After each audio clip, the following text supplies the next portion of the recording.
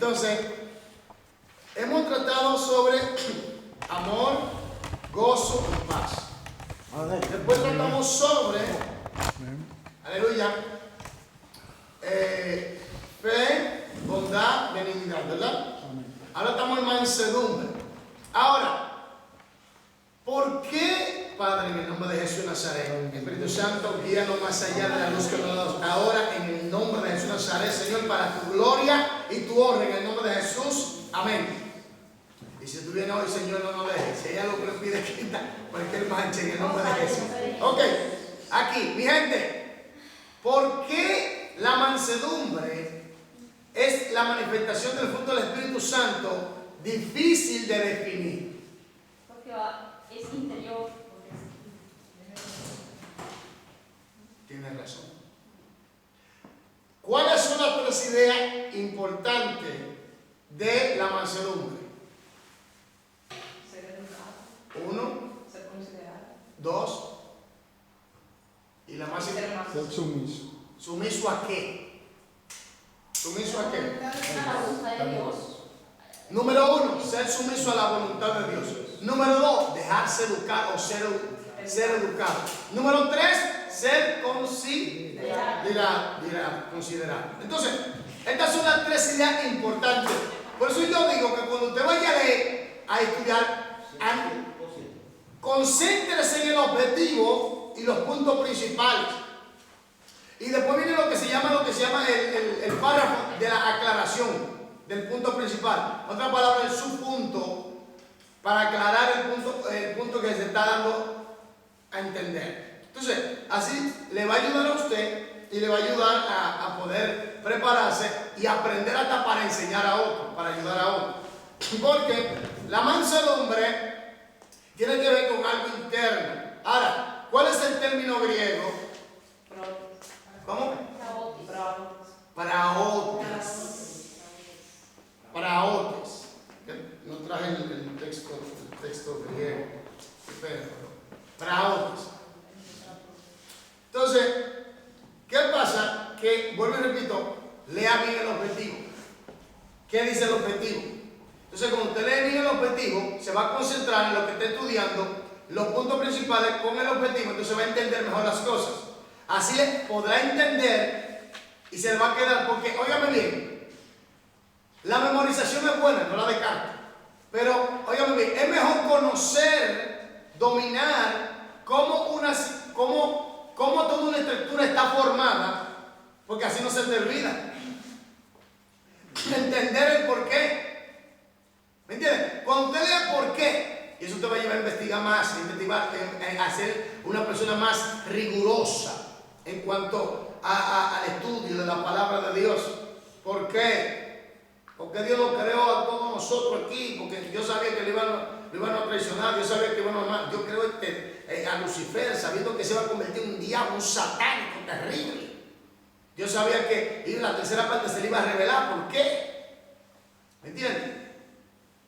¿Me voy a entender? Entonces, son cosas, preguntas que te van a ayudar a investigar, a pensar. Entonces, cuando tú lees el objetivo, ya tú te das cuenta sobre qué tú vas a leer. Entonces, por eso, usted me dijo que le lean el libro, entonces vamos a ir desglosando poco a poco. Definición seculares. La definición secular es acerca de el término o la manifestación del fruto de la mansedumbre. Objetivo 2. Comparar definiciones seculares de praotes con definiciones bíblicas para encontrar similitudes. ¿Qué vamos a hacer aquí? Comparar definiciones seculares y bíblicas de praotes. ¿Para encontrar qué? Similitud con las seculares. Ok, recordemos una cosa. El Nuevo Testamento fue escrito en la koiné, griego koiné.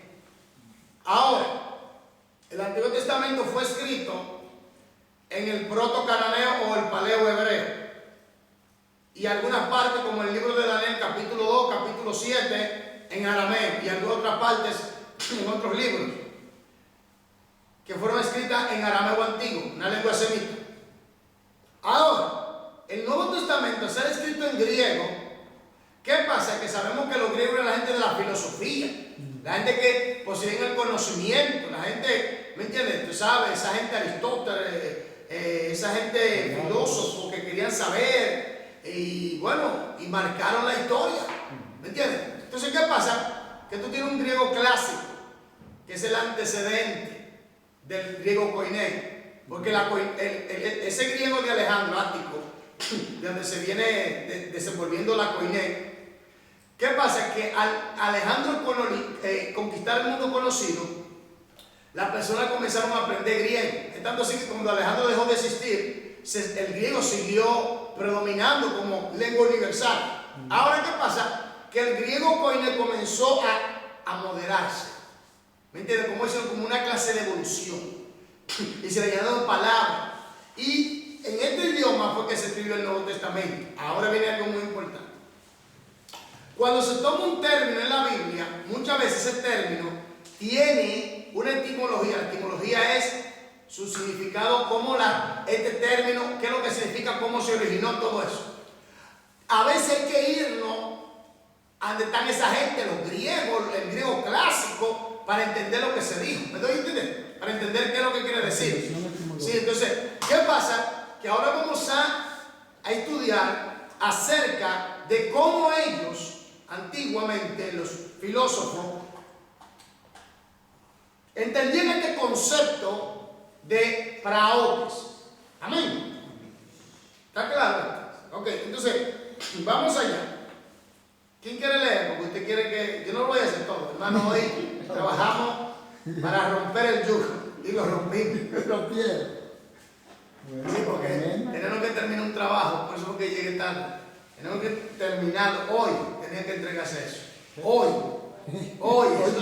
era hoy que había que darle liquidación. Sí. Aleluya. Bueno, amén. Definiciones seculares. Objetivo 2. Comparar definiciones seculares y bíblicas de praotes. Jenofonte, en el 434 al 355 a.C., fue historiador, ensayista, militar griego. Párenme ahí. Este hombre era un historiador, un ensayista y militar griego. Oiga bien, estamos hablando de cualquier persona. Un historiador. ¿Ensayista qué quiere decir? ¿Ensayista? Bueno, ¿cómo se lo explico? Ensayistas solo que escriben obras de teatro.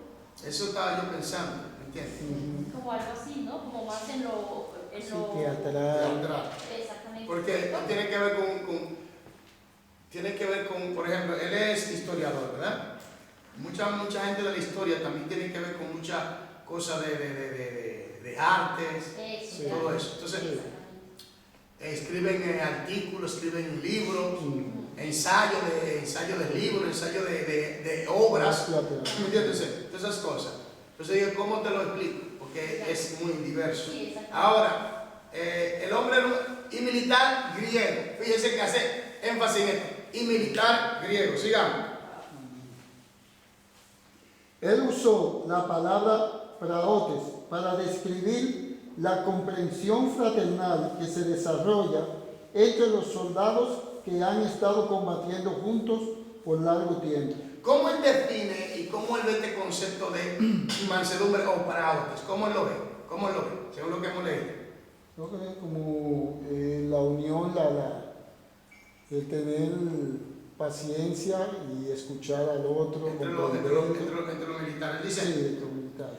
oiga esto, él dice bien claro, él usó la palabra praotes para describir la comprensión fraternal que se desarrolla entre los soldados que han estado combatiendo juntos por largo tiempo. Comprensión fraternal. Así lo describe Jenofonte.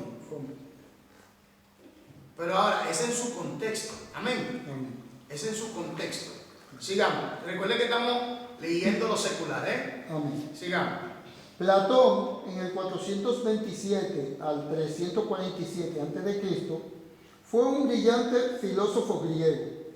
Él usó la palabra praotes en el sentido de amabilidad y cortesía. Páreme ahí. Xenofonte la usó comprensión fraternal entre los militares. Ahora, Platón la usa en amabilidad y cortesía. Estamos hablando del contexto secular, amén, del contexto secular. No estamos hablando del contexto bíblico, estamos hablando del contexto secular. Porque, como vuelvo y le repito, el Nuevo Testamento fue escrito en griego koiné. ¿Me entiendes? Y el griego koiné se desprende de una de las ramas de los dialectos que existían en ese entonces. Entonces, ¿qué pasa aquí?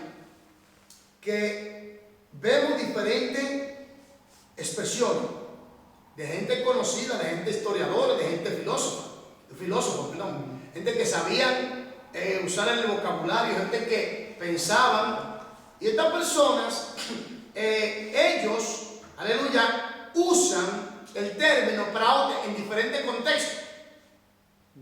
¿Me doy a entender?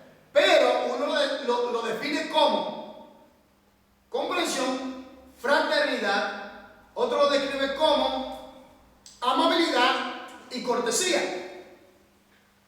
Pero en realidad todo eso va unido a lo que nosotros conocemos como mansedumbre. Entonces, aquí vemos lo que yo digo trascendencia, donde el término o el fruto trasciende. Una persona con mansedumbre posee ¿qué? Amor fraternal. Posee ¿qué? Comprensión hacia los demás. Posee ¿qué? Amabilidad. Posee ¿qué? Cortesía. Por eso es que yo digo que el que desarrolla, el que permite que el Espíritu Santo forme en él el fruto, el carácter de Cristo, la imagen y semejanza, hermano, esa persona tiene la educación más, oye, le voy a decir así mismo, la educación de Dios mismo. Es la educación de Dios. ¿Me entiendes? Es donde Dios mismo te ha enseñado y Dios mismo te ha enseñado a ser como Él quiere que no, como debemos ser en realidad. Porque eso es lo que nosotros tenemos que ser. Dios quiere que nosotros seamos como su Hijo, como debemos ser. ¿Me entiendes? Esa es la realidad. Entonces, esta es la educación que el Espíritu Santo nos imparte a nosotros, la formación que nos enseña a ser como Cristo. Tenemos que ser amables, tenemos que ser cortés, tenemos que tener ese amor fraternal, tenemos que ser comprensivos con los demás. Hermanos, por eso es que yo digo que el que crece en el Espíritu, el que se desarrolla en el Espíritu, es una bendición donde quiera que llegue. Exactamente, es la persona más educada, más mejor formada, porque en realidad lo que te define a ti es tu carácter, en realidad lo que tú eres, ¿verdad? Entonces, cuando tú en realidad dejas que Dios forme el carácter del Espíritu, o la imagen y semejanza, el fruto del Espíritu Santo, eso te va a discriminar sobre los demás, donde quiera que tú llegues. Lo he visto yo personalmente, sobre los demás. La gloria de Dios, yo llego a un sitio, nada más dice, llegó Israel. No, así no lo dice, llegó Israel. En el trabajo llegó Israel. Y cuando hay una cosa tan difícil, yo trabajo con un amigo, lo conocemos ya, cuando yo comencé a pintar fue que nos estábamos conociendo, y cuando hay una situación que se está yendo de la mano, por ejemplo, un trabajo que tenemos que hacer, como hoy, el jefe dice, vayan, y le dice al amigo, llévate a Israel para que la cosa para que arreglen la situación, porque yo sé que la cosa va a salir bien. ¿Por qué digo esto? La gloria de Dios, pero es que es tu carácter. Una persona me dijo una vez, espera Israel que tú te pongas un poquito más viejo, tú vas a desertar a esa actitud tan tajante en cuanto las cosas son dos cosas, o salen bien o salen mal. Después te digo, no, esa no es mi actitud. Hermano, usted tiene que tener una determinación en su vida. ¿Qué quiere? Si queremos ser como Cristo, hay que tener una determinación en obedecer ser ¿qué? Sumiso a la voluntad de Dios. ¿Qué? Dejarse buscar. ¿Qué? Ser considerado. ¿Qué? Ser amable. ¿Qué? Ser comprensible. ¿Qué? Manifestar el amor fraternal. ¿Qué? Ser cortés. ¿Qué? Sigamos. Agregando esas dos virtudes, constituyen el cemento que mantiene unida a la sociedad humana. Entonces, es una virtud. Platón lo ve como virtudes, ¿verdad? Y Platón lo ve como virtudes. Ahora, Xenofonte, el hombrecito. No, a ver. 1, 2, 3, 4, 5, 6, 7, 8, 9 letras tiene. No te preocupes, Nabucodonosor tiene 13 letras. ¿Cuántas? 13 letras por ahí. Entonces, aquí viene el punto. Y es lo siguiente: son virtudes, lo cual nosotros le llamamos trascendencia del término. Sigamos. Amén. También usó el término para describir un caballo de pura sangre, ya domado, que usa su fuerza de acuerdo con los deseos y necesidades de su dueño. Su fuerza es más benéfica al ser disciplinado. Los músculos de nuestro cuerpo se fortalecen al ser disciplinados por el trabajo o el ejercicio. Quizás Jesús pensaba en ello cuando dijo: llevad mi yugo sobre vosotros y aprended de mí. Otra palabra también lo define como la fuerza a favor del bienestar de otro. ¿Me voy a entender? Porque el caballo está usando la fuerza para beneficiar a quién, a su amo, ¿verdad? Entonces, por eso es que también le habla acerca de la amabilidad y de la cortesía. ¿Me entiendes? Y lo ve como virtudes, así lo define Platón. Entonces sigamos. Sócrates, en el 470 al 399 a.C., fue otro brillante filósofo griego. Él usó el término praotes para comparar la reprensión con la mansedumbre. También aplicó el término a animales que después de ser domados aceptaban disciplina. Y en otra palabra, vemos aquí que Sócrates define el término como la reprensión con la mansedumbre.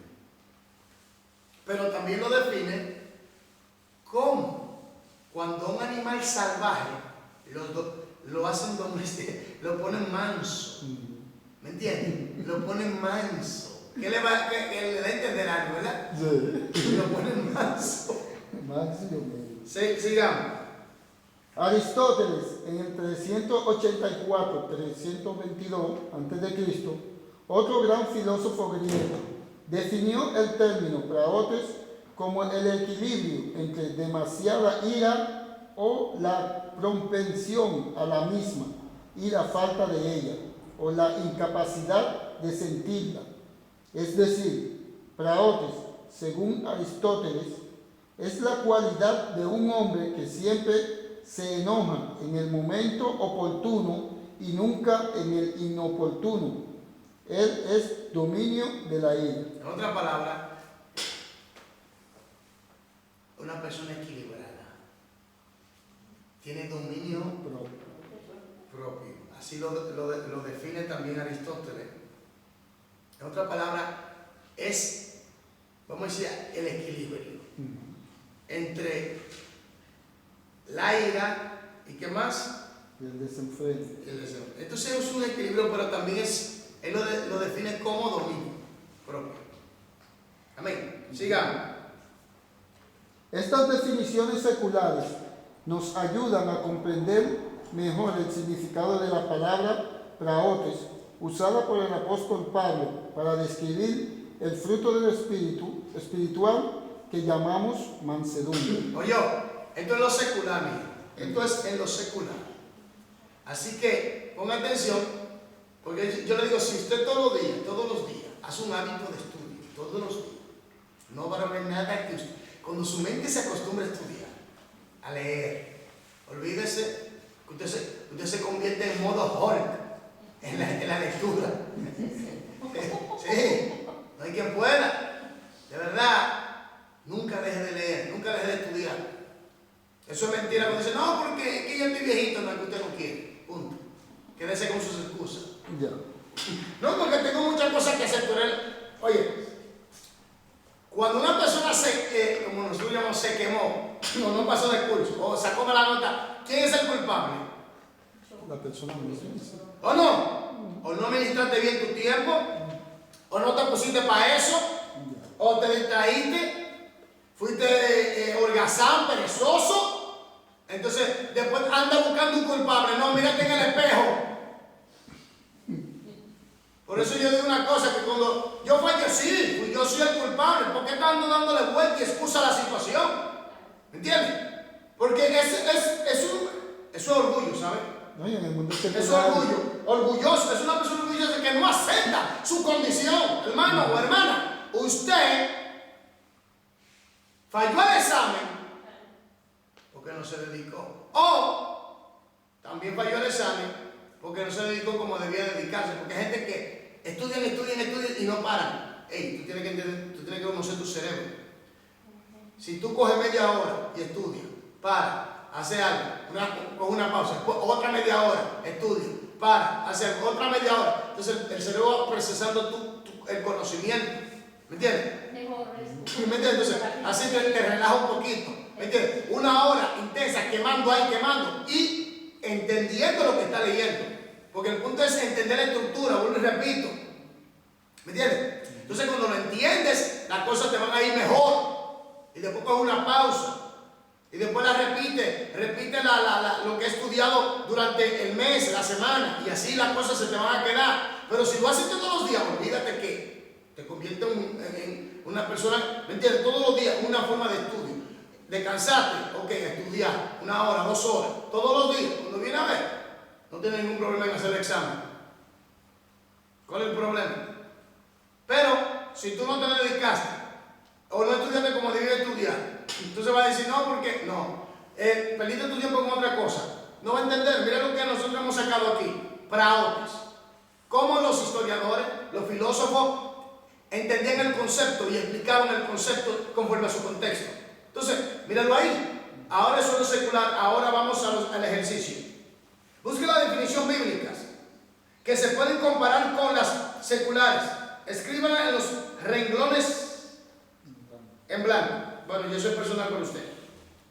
Un caballo de pura sangre, oye, ya domado, que usa su fuerza de acuerdo con los deseos y necesidades de su dueño. ¿Qué se ve aquí? yo puse sumisión A la voluntad de Dios. A la voluntad, ¿verdad? Claro. Amabilidad y cortesía. Bueno, yo puse una condición de mente y corazón espiritual. ¿No es el considerado? ¿Verdad? Se considera sobrellevarse los unos a los otros. Sí, se considera porque amabilidad y cortesía, varón. Amén. Después hablamos sobre comprensión fraternal entre soldados.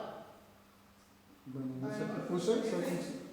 Valor, fortaleza y resolución, ¿verdad? Sí, porque, dígame, entre militares, dígame. Equilibrio entre demasiada ira y casi la falta total de ella. ¿Usted lo dijo? Dominio propio y ser equilibrado. Amén. Fue difícil.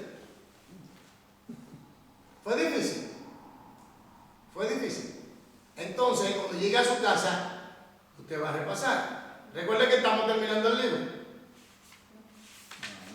¿Me asustado? Ok. Ahora la mansedumbre descrita. La mansedumbre de Dios. Ok. Cuando hablamos concerniente a la mansedumbre de Dios, ¿de qué estamos tratando? La mansedumbre de Dios es cuando tú obedeces. No, ¿de qué estamos tratando? O del fruto del Espíritu. ¿De qué estamos tratando? Estamos tratando de uno de sus atributos morales. Usted tiene atributos naturales, vamos a usar esos términos para que me entiendan, y atributos morales. Los naturales son omnipotencia, omnisciencia, omnisapiencia, omnipresencia. Los morales son amor, gozo, paz, dignidad, longanimidad, justicia, misericordia, mansedumbre, piedad, perdón, todo eso. Bueno. Todo lo bueno. Él es todo lo bueno, pero a Dios no le gusta el pecado. Dios es amor, pero es fuego consumidor. Quema lo malo. A Dios no le gusta el pecado. Y punto. Digan lo que digan por ahí. ¿Entienden? Digan lo que digan. Dios No tolera el pecado. lo que Él da tiempo para y trata con nosotros para que nos arrepintamos. Para que usted vea la realidad de que Dios aborrece el pecado. Fue capaz de entregar a su unigénito hijo, monogenes, el único, a esta tierra lleno de pecadores, gente inmunda, gente psicópata, gente sucia, gente diabólica, adoradora del diablo, que practican magia blanca, magia negra, magia azul, lo que sea. Homosexuales, lesbianas, prostitutas, psicópatas, criminales, asesinos, violadores de niños, sicarios, todas esas cosas. Jesucristo murió por todos ellos. Para que nadie tenga excusa. Para que el día de mañana no me vengan con cuentos. No, que yo no sabía que tú no sabías. Préndemele la televisión ahí. Póngale la pantalla. Ahí se va a recordar. No, entonces la realidad, mi gente, hay que poner las cosas claras. Por eso con Dios hay que tener la cuenta clara. Porque Dios todo lo ve y todo lo sabe. Punto. A Dios no se le escapa una, y como dije en el mensaje, Dios es autosuficiente. Nadie se puede librar de Él. Nadie. Juegue con el diablo, que no lo recomiendo, porque si se lo pueden llevar. Pero con Dios, cuidado con eso. Es tanto así que Jesús le dio una advertencia a la humanidad. De mí pueden hablar, pero el que blasfema contra el Espíritu Santo no tiene perdón en esta era, en este siglo, ni en el venidero. Ya tú sabes hasta qué grado la situación se da. Esto es algo serio. Por eso es que hay que estudiar bien las cosas, para saber. Por ejemplo, cuando se recuerdan cuando el Señor, ellos fueron a Samaria, no lo aceptaron. Y lo querían, Señor, ¿quieren que hagamos aceite de fuego? El Señor dijo, pues tú no sabes de qué espíritu tú eres. El Señor está diciendo es que el trabajo del Espíritu Santo, la evangelización, es el trabajo del Espíritu Santo. Perdón, de redarguir a la persona, redarguir a la persona de su pecado, de convención del pecado y de justicia, es el trabajo del Espíritu Santo, no de nosotros. Entonces eso está diciendo yo, usted no entiende de qué clase de espíritus son, usted no sabe que el Espíritu es el trabajo del Espíritu Santo. No, ellos querían hacer de fuego de una vez. Entonces, sigamos entonces. Amén. La mansedumbre de Dios. Objetivo 3. Dar ejemplos de lecciones aprendidas de la mansedumbre de Jesús. ¿Qué vamos a hacer? Vamos a ver los ejemplos de las lecciones que Cristo da. Por eso yo estaba hablando hoy en el trabajo. Yo le dije a uno que cree en la reencarnación. Él me dijo, estamos hablando ahí una conversación de adultos. Él poniendo su punto y yo poniendo mi punto. Él me dice, no, que porque me estaba comiendo ahí un filete de Cancún, de pavo, sí, pavo, de pavo. Me estaba comiendo y él me dice que si yo como carne, y yo sí, yo como carne, porque yo no soy tan carnívoro. De vez en cuando yo como carne. Entonces, ¿qué pasa? Él estaba exponiendo su tema. Yo le dije, bueno, es conforme a lo que yo creo y a mi fe, Jesucristo murió y resucitó. No, pero es que yo dije, mira, yo respeto tu punto de vista y yo te voy a decir cuál es el problema de la humanidad. El problema de la humanidad en cuanto a la realidad de poder llegar a Dios es Cristo mismo. Dice, ¿por qué? Digo, ¿por qué? Porque Cristo se define claramente diciendo, yo soy el camino, la verdad y la vida. Nadie viene al Padre si no es por mí. A la gente no le gusta eso y es un problema porque tenemos el Islam, está el budismo, está el catolicismo, están los Hare Krishna, están los testigos, están, oye, un sinnúmero de religiones y viene Cristo y dijo, muchachos, se acabó el relajo, yo soy el único y se acabó. Ya hay un problema. Fin de la cita. ¿Qué van a hacer la gente? A rebelarse. Y a rebelarse. Porque él está diciendo, no, porque todos los caminos llegan a Dios. No. Y le dije, no, déjame ayudarte, le dije. Es que no hay otro camino. Es que no hay otra vida. Se queda mirándome, sí, así mismo. El que no se arrepiente para el infierno que va. Ahí a rajatabla.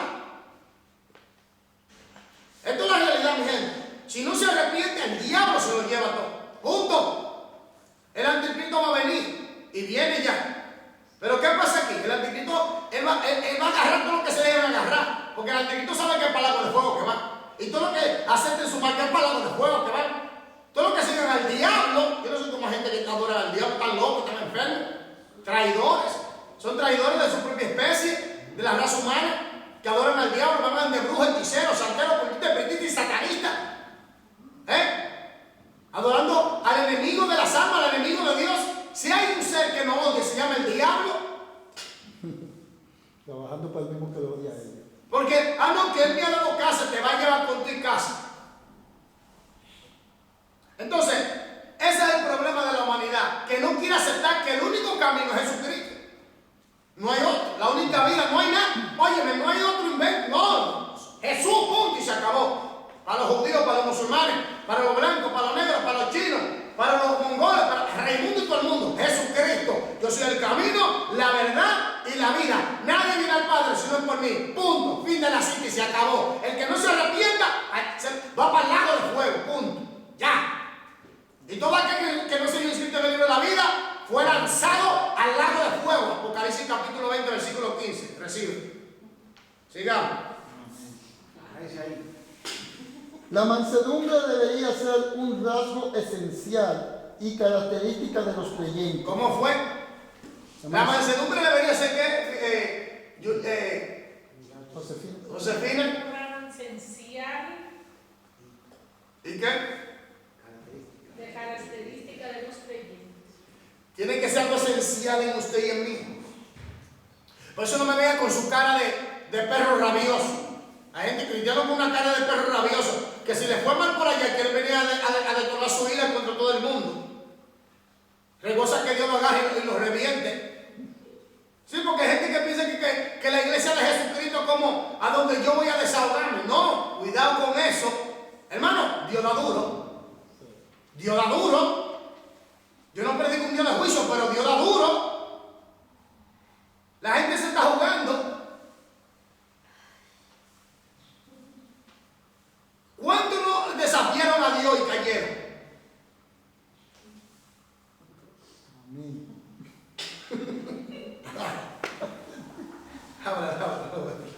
Aquí. Aleluya. ¿Cuántos no desafiaron a Dios y cayeron? Entonces, la mansedumbre debería ser un rasgo esencial y característica de los creyentes. Los seguidores de Jesús, porque cada creyente que Es nacido del Espíritu. ok, páreme. Si usted ha nacido del Espíritu, aquí usted tiene que parecer. A Jesús. Pero, es nacido del Espíritu, pero pelea, critica, chismea, contienda, condena, acusa, hace cosas turbias y alaba. Y he nacido del Espíritu y habla en lengua. Y brinca y da los saltos. ¿Tú sabes?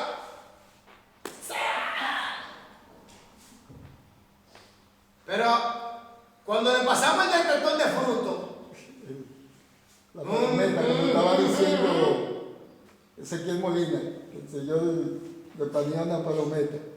Una cosa que usan los albañiles, que se llaman la plometa. Sí, la plometa. Plomada. Sí. La plomada es una cosa amarrada con un tubito, una soga, lo para. Si está recto, esa plomada, el Señor la para lo que quiere. Una curva por aquí. entonces, si usted nació del Espíritu Santo, es lógico que usted tenga que dar el fruto. Porque 2 y 2 no son 6, son 4. Amén. Como dicen los rusos, si tú dices 6, es que no te lleva bien con tu cabeza. Si la fórmula no te lleva bien con tu cabeza, tú no te llevas bien. Oye lo que dicen los rusos, que si la fórmula no te salió bien, es que tú no te llevas bien con tu cabeza. Tú no te llevas bien con tu cabeza. Y es verdad. Es que si usted nació de Dios, si usted nació del Espíritu y la palabra, ¿qué usted tiene que dar? Amor, gozo, paz, paciencia. Pero no, guerra, contienda, dominio, control, tiranía, botando fuego por esa boca contra el otro. Y después dice, Dios te bendiga, mi hermano.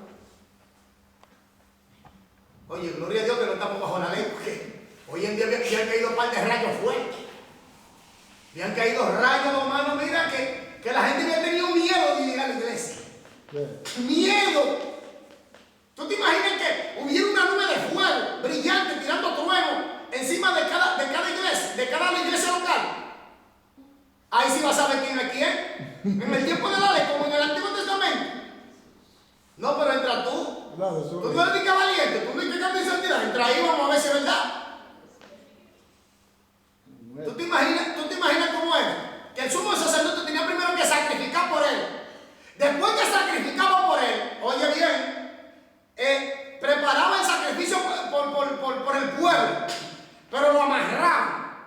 Y cuando él entraba en el lugar santísimo, él tenía que mover la campanita para ver si todavía estaba vivo. ¿Me entiendes? Él tenía que moverse porque en su guardar le había como campanitas. Entonces sabía que estaba vivo. Si no, quiere decir que Jehová lo mató. Alaba. ¿Tú te imaginas que esos tiempos hoy en día?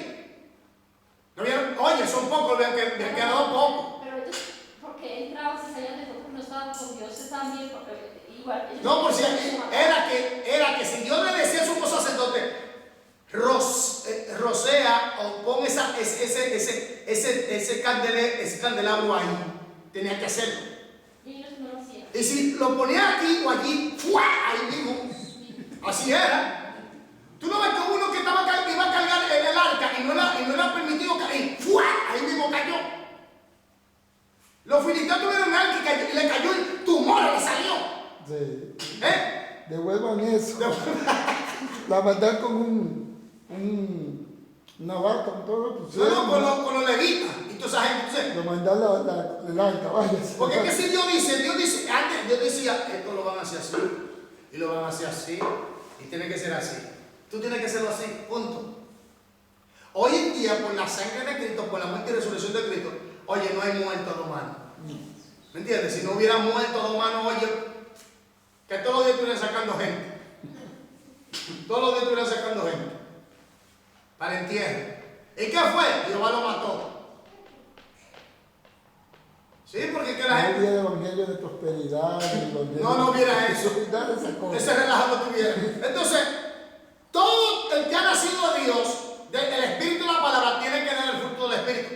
Porque el pámpano que no da fruto, ¿qué es? Echado al fuego. Todo cristiano que no da fruto será cortado y echado en el fuego. Punto. Esto es algo determinante, tajante, pero es así. Si yo no doy fruto, me llevan. Si usted que me está viendo y me está escuchando no da fruto, para el lago de fuego es que va. O damos fruto o no damos fruto. Esto es lo que hay. Yo sé que suena un poquito fuerte, pero esa es la realidad. Y recuerde que en el capítulo 15 es Jesucristo que está hablando de San Juan. No está hablando un discípulo, es Jesucristo mismo que está hablando. Mi padre es el labrador. Yo soy la vid verdadera. Vosotros sois los pámpanos. Fuera de mí, no hay. Nada puedes hacer.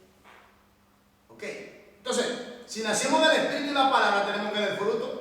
Si usted nace del Espíritu y la palabra, quiere decir que debemos ser guiados por el Espíritu y la palabra. Por eso es que praotes o mansedumbre, la primera idea central es sumisión total a la voluntad de Dios. Punto. Tajante. ¿Por qué el cristiano no da fruto? Chisme, contienda, pleito en las iglesias, problemas en las iglesias, cuente con esto, tantas cosas. ¿Por qué? ¿Qué necesidad hay de eso? Es porque hay gente que no se dejan procesar por el Espíritu. Malicia. Dios lo sabe todo. Aunque te remonte ya en las estrellas de allá te derribo yo, Jehová, alaba. Sigamos. Amén. Quien mora en él nuestro Dios es manso. ¿Por qué entonces el salmista dice que Dios es un Dios justo, que está airado contra el impío todos los días? Váyase al Salmo 7. No, yo quiero que usted vaya y lo lean porque esto es fuerte. Salmo 7, versículo 11. Lo que me están viendo, vaya al Salmo 7, versículo 11, para que usted entienda que Dios está airado contra el pecado. Salmo 7, versículo 11. Lean en su Biblia, allí en su casa. Lean. Esto es algo serio. Y la gente, óyeme, y el mundo pecando y haciendo, óyeme, y allá y los científicos aterrados porque dicen que viene un meteorito de gran magnitud hacia la Tierra. Nosotros sabemos que va, no es un meteorito solamente que va a caer. El mismo diablo va a caer del segundo cielo. Eso lo sabemos. Sabemos que va a haber una catástrofe terrible en la tierra, lo sabemos. Los cristianos que entendemos la palabra sabemos que eso viene y peor. ¿Me doy a entender? Por eso es que está agarrado fuertemente del que tiene el poder máximo. Fuertemente. Óyeme, encadenado fuertemente por medio de la sangre de Cristo, al Padre, al Hijo y al Espíritu Santo. Fuertemente. Y en estos tiempos, porque el diablo está desesperado, mi gente. El diablo quiere levantar su hombre a como dé lugar. El diablo, óyeme, y ahora más que nunca se están viendo naves espaciales y extraterrestres que están preparando el escenario porque la iglesia se va. No vamos. Y después van a tener ya una excusa y una aclaración que los extraterrestres se llaman a miren. No, es que Cristo vino y se levantó en su iglesia y el anticristo se va a levantar en este planeta. Entonces, ¿qué pasa aquí? Para que usted vea que Dios está airado contra el pecado del hombre. Sí, léalo, por favor. Salmo 7, versículo 11. Salmo 7, versículo 11. ¿Qué dice? Dios es juez justo. ¿Qué Dios es? Primero. Juez justo. Dios es juez justo. El juez de todo el universo. Dios es justo. Dios es la justicia. Amén. Dios es la justicia. Ahora, Dios en su bondad ha alargado el tiempo, ¿me entiendes? Y está manifestando su misericordia, su gracia, su piedad, su perdón y llamando a los seres humanos al arrepentimiento, pero los seres humanos no quieren. Y cuando no quieren, varón, ¿qué viene? Siga leyendo. Y Dios está airado contra el impío todos los días. ¿Cómo? Dios está airado contra el impío todos los días. ¿Por qué acaso? Por el pecado. Todos los días. Ah, no, hice lo malo y nada me pasó. ¿Tú estás seguro que nada te pasó? ¿Tú estás seguro? Es que Dios es misericordioso y Dios quiere que tú dejes de hacer lo malo. ¿Tú estás seguro que nada te pasó? Y tú sigues pecando y haciendo lo malo. Mira, viene la guillotina. Como dice el 12. ¿Qué dice el 12? Varón, con fuerza. Si no se arrepiente, él afilará su espada. Al mago tiene ya su arco y lo ha preparado. ¿Cómo? Déjame ver. El 8. El 12. El 12. El 12. Si no se arrepiente, él afilará su espada. Armado tiene ya su arco. Y lo ha preparado. Y lo ha preparado. Dime. Bueno. Dime. Entonces, aquí vemos claramente que Dios aborrece el pecado. Ahora, si usted nació del Espíritu, si usted y yo hemos nacido del Espíritu, es lógico que no debemos que estar practicando el pecado, haciendo la diablura, haciendo y deshaciendo, ¿me entiende? ¿Qué me refiere? Dios misericordioso. Por eso es que el que es nacido del Espíritu y la palabra, tiene que dar el fruto del Espíritu y el Espíritu Santo. Sigamos. La ira de Dios se manifiesta contra el pecado y el mal, por lo que no se relaciona con su amor y compasión por nosotros. La ira de Dios. La ira de Dios, ¿qué? La ira de Dios se manifiesta contra el pecado y el mal. Entonces, cuando Dios saca a su iglesia en el arrebatamiento, Jesucristo viene y nos saca de este planeta Tierra. Entonces, para este planeta vienen 7 años, según los estudios católicos, 7 años de tribulación, pero yo no digo 7 años, es el día del Señor. Fuego, candela pura. donde Dios va a bautizar este planeta en su ira, donde Dios va a bombardear este planeta con 7 sellos, 7 trompetas, 7 copas, para rematar 7 copas, mi gente, de la ira de Dios, donde se consume la ira de Dios. ¿Oyó? Entonces, para que usted vea que cuando todo esto, tú te imaginas esto, el diablo cae, lo echan del segundo cielo, y todos son millones de demonios. En el capítulo 9 de Apocalipsis se abre el tártaro, el pozo del abismo, donde están unos seres infernales con una gran furia, serán desatados sobre la faz de la tierra. Imagínate tú, el caballo blanco, el primer sello que el Señor Jesucristo, el Señor es el que libera al anticristo, por cuanto no recibieron el amor de la verdad para ser salvos. Dios les envía un poder engañoso para que crean a la mentira y sean condenados juntamente con ella. Según Tesalonicenses capítulo 2, versículo 7 hasta el 12, hasta el 11, 12. Entonces, ¿qué pasa aquí? Que tú te das cuenta de que va a venir juicio por causa del pecado. Pero los hijos de Dios serán guardados, aleluya, amén. Por eso es que si usted nació del Espíritu, tenemos que manifestar ¿qué? El fruto. Y sabemos ya lo que es el fruto, es la santidad de Cristo, la imagen y semejanza de Cristo. Eso es lo que te define a ti como un discípulo de Cristo, como un creyente, aleluya. Es donde tú le manifiestas al mundo quién es Cristo, aleluya, y cómo es Cristo, aleluya. Que le entiende que tú tienes una relación saludable, que ha sido procesado, que tiene madurez espiritual. Eso habla del fruto del Espíritu Santo. Sigamos. Esta es mansedumbre divina. La ira humana es pecaminosa casi siempre. Por ello, la palabra de Dios nos advierte en Efesios 4:26, airaos pero no pequeños. Entonces llegamos otra vez a lo que, como Aristóteles, ¿verdad? Definía la mansedumbre, que él decía que era el equilibrio, ¿me entiendes? Entre airarse demasiado o no airarse nada. Entonces, ahí había un equilibrio totalmente. Entonces, aquí vemos que airaos, pero no pequeños. Ahora, ¿el Señor se airó? Sí. El Señor, ¿Dios Todopoderoso se airó? Sí, se airó, sí.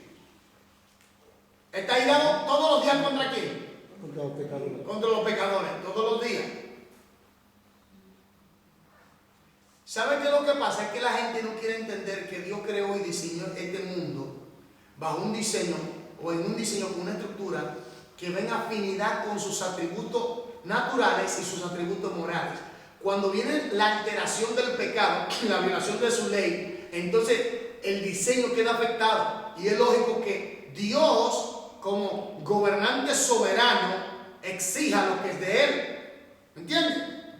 Entonces, este usurpador, el diablo, que ha traído toda una rebelión y ha traído una confusión y engaño, ¿qué pasa? Quiere sacar al hombre del diseño de Dios por medio del pecado. Bien, porque el pecado es transgresión de la ley de Dios, fallar al blanco, no hacer la voluntad de Dios. Y al no hacer la voluntad de Dios, nos salimos del diseño que Dios creó, tanto en lo personal como propósito para nosotros, como en lo social y a nivel de creación. ¿Me dio a entender? Porque la cosa va más allá todavía. La cosa va más allá. La gente piensa, no, que Dios está airado contra mí. No solamente airado contra ti, contra los pecadores, quiero decir. Es por causa del pecado. Porque se saben del diseño que Dios ha creado. Porque en el diseño donde Dios creó las cosas, Dios puede manifestar su amor, su gozo. Dios puede socializar con los seres humanos. Dios puede hablar con los seres humanos. Dios puede tratar con los seres humanos. Pero entrar en pecado, eso que rompió la relación. Y cayó Adán, ¿verdad? Y Adán y Eva cayeron. Al tal grado que Dios tuvo que echarlo fuera del Edén. Fuerte, sigamos. Pero a la vez dice, aborreced lo malo. Romanos 12:9. Dios es nuestro ejemplo de perfecta mansedumbre combinada con la firmeza. Entonces Dios es en Cristo Jesús nuestro ejemplo. Amén. Amén. Marte, mándame de saludo a todas las personas que no están bien. Por favor.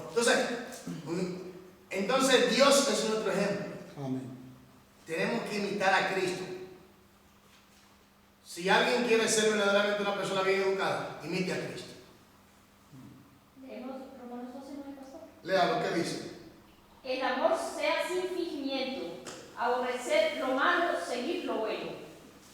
El amor, pero ¿cómo tú puedes tener un amor sin fingimiento si no da fruto? Ya. ¿Me entiendes? Porque, hermano, yo le voy a decir una cosa, y grabes eso. Y esto se ve en los cristianos también, porque hay gente que no se dejan guiar por el Espíritu Santo y son unos carnales, y el carnal siempre quiere matar al espiritual. Hay cristianos que quieren sacar ventaja de otros, porque ven que son mansos, que son tranquilos, que aman a Dios, pero recuerden que ser manso no quiere decir que tú eres tonto. ¿Me entiendes? O que eres débil. Amén. Sigamos. Jesús era manso y humilde. Mateo 11:29. Vamos a Mateo 11:29. Jesús era manso y qué? Y humilde. Manso y humilde. Llevad mi yugo sobre vosotros y aprended de mí, que soy manso y humilde de corazón, y hallaréis descanso para vuestras almas. Llevad mi yugo sobre vosotros. Aleluya. Y aprended de mí. ¿De quién tenemos que aprender? De Cristo. Pero ¿qué yugo tenemos que llevar? Nuestra tarea, nuestra vida, hacer conforme a La cruz. La cruz. La cruz. Pero la cruz significa la obediencia. Exactamente. Sumisión. Entregarse. Sumisión. Total hacia Dios. Sumisión. Total hacia ¿Cuál es la Dios. idea central de la mansedumbre? Sumisión total hacia Dios. La voluntad de Dios. La voluntad de Dios. Esa es la central. La segunda es dejarse educar. Y la tercera es Ser considerado. llevad mi yugo sobre vosotros y aprended de mí, que soy manso y humilde de corazón. ¿Aló? Manso y humilde. Aleluya. ¿Y qué de esta gente que son arrogantes, orgullosos, altivos, soberbios, prepotentes? No son como Jesús. Están imitando es al diablo. Es al diablo que están imitando. Un cristiano orgulloso está lejos de Dios. Altivo, soberbio, prepotente, ingreído. Y dice que en vez de servirle, hay que servirle a él. ¿Me entiendes? Entonces, hermano, por eso yo digo, ¿tú quieres conocer un verdadero creyente? Mira el fruto. No es que diga que sea el líder, que tenga el título, que es el teólogo, el universitario, el apóstol o el misionero, el evangelista, el pastor y maestro. No es nada de eso, mi gente. Es el fruto. Por su fruto, Lo conoceréis. por su fruto, Lo conoceréis. es por el fruto que lo vas a conocer. ¿Me entiendes? Es por el fruto que lo vas a conocer. Es por el fruto, su actitud, cómo se comporta. Un cristiano que viene peleando con otro siempre, vea, ¿qué es lo que está pasando con él? O con él. ¿Qué pasó? Hay algo que está pasando, allá hay algo que no va bien, mi gente. Pleito aquí, pleito allá, y si Dios no mete su mano, pleito todos los días. Si usted y yo hemos nacido del Espíritu, tenemos que llevar ¿qué? Llevad mi yugo sobre vosotros. Aprended de Cristo, que soy manso, dice el Señor, y humilde de corazón, y hallaréis descanso para vuestras almas. ¿Cómo una persona puede tener descanso? Primero tiene que llevar el yugo de Cristo. Segundo, tiene que aprender de Él. Tercero, tiene que ser manso y humilde. Entonces va a encontrar y va a tener paz en su vida, tranquilidad, que no hay una cosa más bendita, aleluya, en cuanto a la tranquilidad de un ser humano, es de tener paz interior. Esa paz que sobrepasa todo entendimiento, aleluya. Sigamos. Perdón, pastor. ¿Eh? Entonces, aquí, como dice en Mateo 11:29, manso y humilde. La mansedumbre, ¿no? Humilde, te digo la otra vez que era trascendental, ¿no? Pero entonces, ahí, ¿cuál es la diferencia entre mansedumbre y humildad? Dice, mansedumbre y humilde. Porque mira, es que una persona mansa, lo dice, la palabra lo dice. Por eso tratamos. Cuando una persona es humilde, es sencilla. No tiene esa prepotencia. Por ejemplo, cuando una persona es manso habla de una persona tranquila. ¿Me entiendes? Ahora, cuando es humilde, es sencilla, que es. La persona es fácil de manejar, la persona es fácil de manejar a otro, la persona es considerada con los demás, la persona no es una persona engreída, orgullosa, no se crea algo que no es. ¿Me entiendes?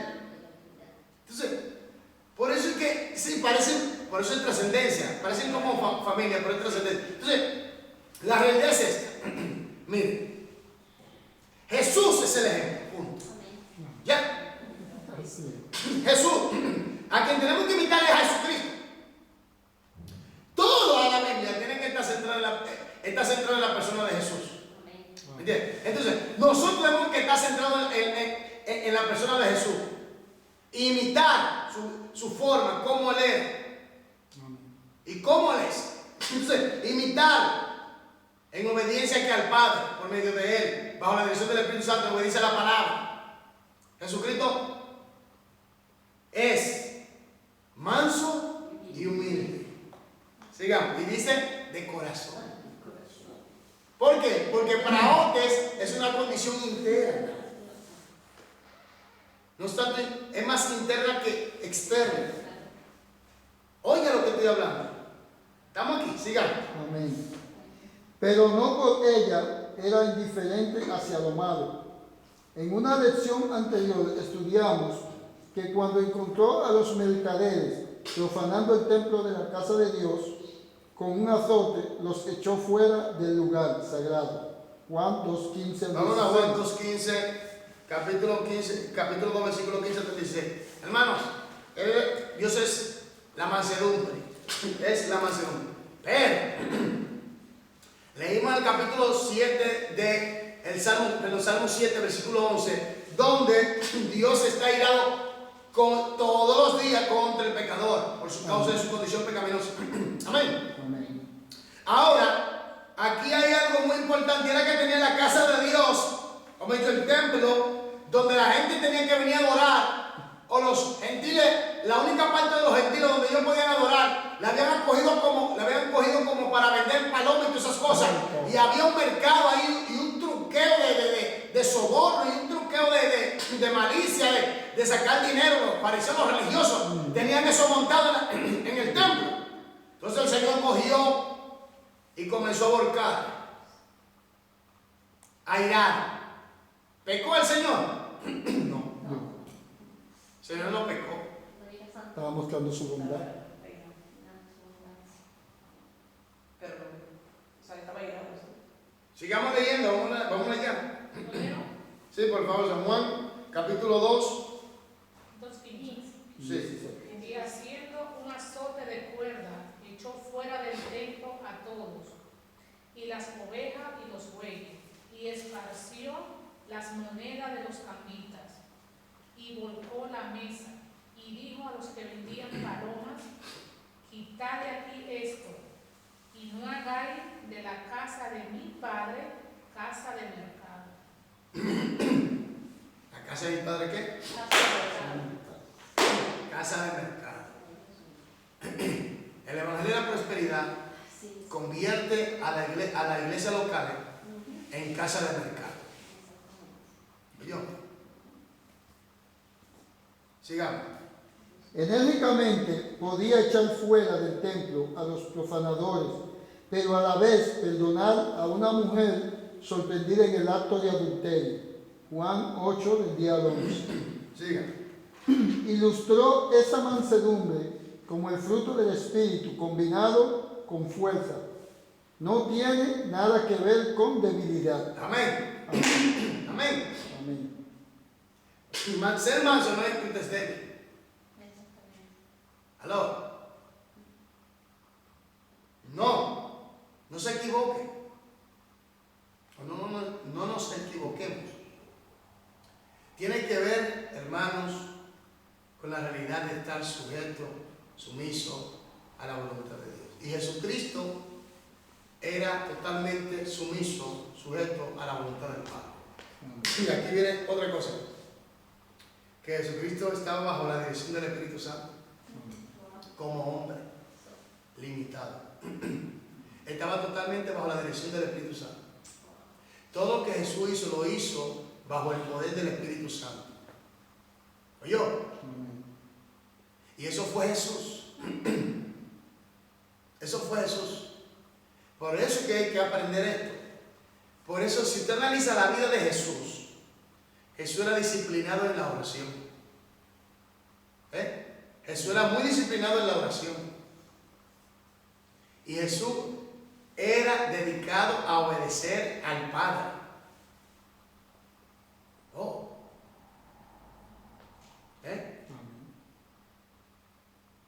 Sigamos. Jesús enseñó que la mansedumbre sería una característica esencial del discipulado en la era de la iglesia. Párame. La mansedumbre debería ser una característica principal o esencial para todo creyente y en la era de la iglesia. Mi gente, ¿qué está pasando hoy en día? Dígame, ¿qué está pasando? ¿Por qué Dios permite toda esta cosa? También una cosa que hay que entender es esta. Miren, hay mucha gente, hermano, que se creen dioses. Hay pastores que se creen en lo máximo, lo último. Yo soy el jefe aquí. Oye, no. Aquí el único jefe se llama Jesucristo. De que usted es la estrella de la iglesia, se le respeta. Amén. Se le respeta. Y el pastor debe respetar a los demás. Amén. Pero tú no te puedes señorear de la gente. ¿Me entiendes? Ni saquear a la gente a través de manipulación y a través de intimidación y a través de palabras bonitas y esas cosas y saquearlo. Y eso es mentira, Eso es mentira, ¿Sabía que eso es mentira? Porque no te están predicando la verdad. Si no te predican la verdad, te están mintiendo. Esa es la realidad. Óyame, en toda la iglesia donde no se predica la verdad como debe ser, le están mintiendo. Le están mintiendo. Entonces, a la iglesia se le debe instruir en el carácter de Cristo. Por eso es importante la enseñanza acerca del Espíritu Santo, de la palabra y de una vida de disciplina, de compañerismo, de oración, de estudio de la palabra y de aplicación de ella. Para así fomentar bien una relación con Dios por medio de la guianza del Espíritu Santo bajo la dirección la obediencia a la palabra bajo la dirección del Espíritu Santo en un compañerismo continuo. Entonces vamos a poder manifestar señales del fruto y a dar fruto. Entonces vamos a estar sujetos a la voluntad de Dios. Nos vamos a dejar educar, vamos a ser considerados. ¿Entiendes? Vamos a tener una amabilidad, vamos a ser comprensivos, vamos a fraternizar como debe ser. Nuestra fuerza, nuestro deseo totalmente será sujeto a la voluntad de Él. Amén. ¿Estás aquí conmigo? Entonces, Jesús es el ejemplo y la estructura y perfil que nosotros debemos anexar totalmente por medio de su palabra, bajo la dirección del Espíritu Santo en nuestras vidas. Totalmente. Totalmente. Jesucristo es la clave. Punto. Fin de la cita. Sigamos. Aleluya.